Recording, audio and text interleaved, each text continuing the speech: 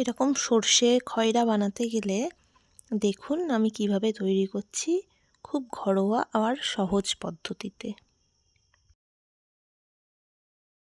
বন্ধুরা, আজ আমি বানাচ্ছি খয়রা মাছের তেল ঝাল।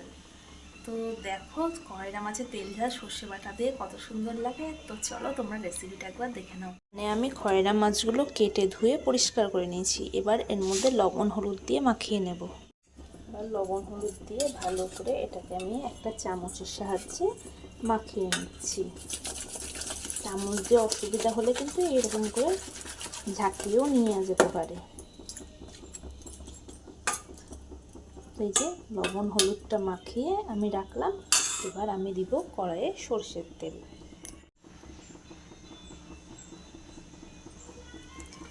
কড়াইয়ে সরষের তেল দিলাম, এখন তেলটা গরম হোক।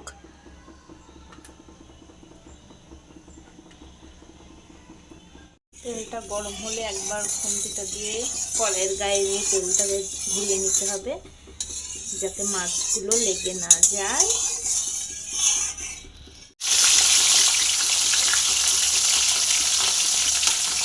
মাছগুলো আলাদা আলাদা করে দিতে হবে, যেন একটার সাথে একটা লেগে না যায়।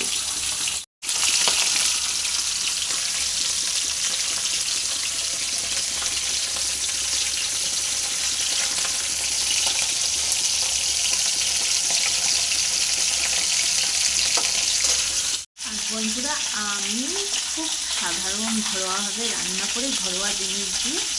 তো আমার চ্যানেলটা যদি ভালো লেগে থাকে, আমার চ্যানেলটা আপনারা সাবস্ক্রাইব করবেন। আশা করব যে আপনারা আমার পাশে থাকবেন।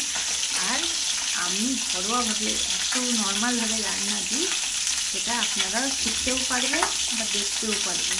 তা দেখার জন্য কী করতে হবে, আমার চ্যানেলটা সাবস্ক্রাইব করতে হবে। আর এই যে মাছটা ভাজা চলছে, ততক্ষণে আমি একটু আপনাদের সাথে গল্প করে নিলাম। এরপর একটা মশলা করে নিতে হবে। সর্ষে, এর মধ্যে কাঁচা লঙ্কা, টমেটো, নুন আর একটু চিনি সামান্য দিয়ে একটা পেস্ট বানিয়ে নিতে হবে। এরপর মাছ ভাজার তেলেই কালো জিরাটা দিয়ে দিতে হবে। কালো জিরাটা ভালো করে ভেজে নিতে হবে।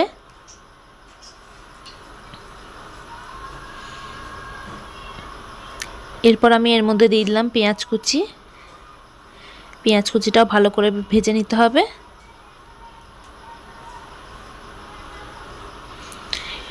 সামান্য একটু লাল লাল হয়ে আসবে, তখন পেস্ট করে রাখা মশলাটা কিন্তু দিয়ে দিতে হবে এর মধ্যে।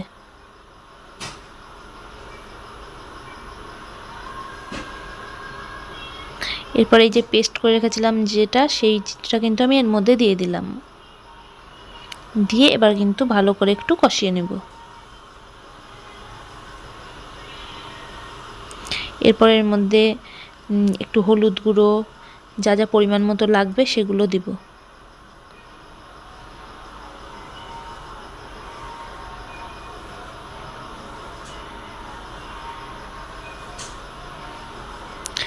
এর মধ্যে আমি সামান্য একটু হলুদ গুঁড়ো দিয়ে দিয়েছি। আমি যেহেতু কাঁচা লঙ্কা বেটে নিয়েছি, তাই কি আমি এখানে লঙ্কার গুঁড়ো দিচ্ছি না।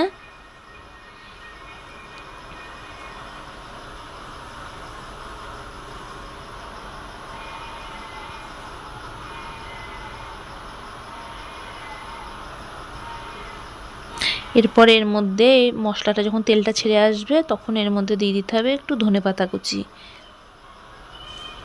তারপর আবারও কষিয়ে নিতে হবে। কষিয়ে নিয়ে তারপর এর মধ্যে দিয়ে দিতে হবে জল।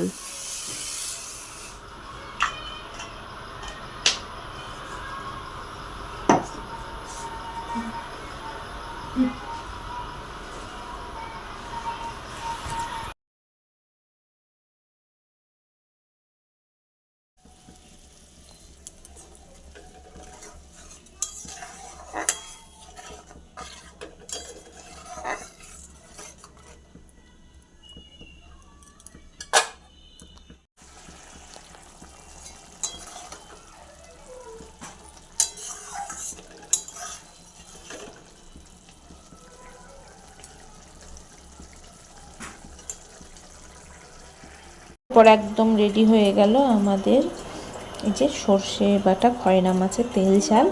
তো দারুণ সুস্বাদু রেসিপি, আপনারাও ট্রাই করে দেখবেন।